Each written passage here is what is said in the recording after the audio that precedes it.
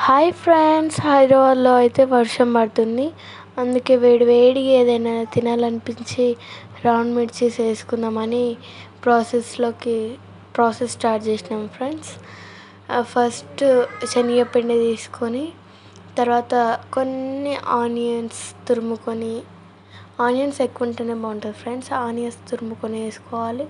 అలాగే మిర్చీస్ రౌండ్గా కట్ చేసుకొని వేసుకోవాలి ఫ్రెండ్స్. అలాగే కొంచెం కరివేపాకు, కొంచెం కొత్తిమీర తురిమి అందులో వేసుకోవాలి. తర్వాత ఉప్పు, కారం, వంట సోడా అది మీకు నచ్చితే వేసుకోండి, లేదంటే లేదు ఫ్రెండ్స్. అది స్కిప్ చేసినా ఏం కాదు.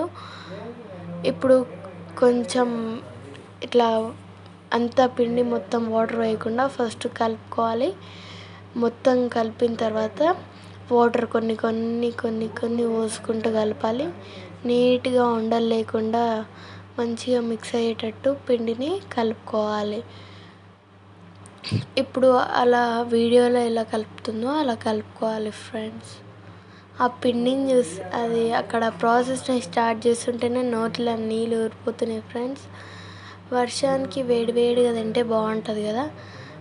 తర్వాత ఇట్లా ఆయిల్ వేసుకోవాలి. 2 minutes పక్కన పెట్టి ఆయిల్ హీట్ అయిందో లేదో చెక్ చేసుకొని ఇలా వేసుకోవాలి. రౌండ్ మిర్చీస్ కదా, రౌండ్గా వేసుకోవాలి. రౌండ్ అంటే రౌండ్గా ఇట్లా వేసుకోవాలి ఫ్రెండ్స్. అవి మంచిగా అవి హీట్ అయితే అవి పైనకి వెళ్తే ఫస్ట్ కిందికి వెళ్ళిపోతాయి. అది కాలిన తర్వాత మీదకి వచ్చేస్తూ ఉంటాయి. అవే మనం అప్పుడు స్పూన్ తీసుకొని కలపాలి. కలపకున్నా అది మీదకి వస్తుంది ఫ్రెండ్స్.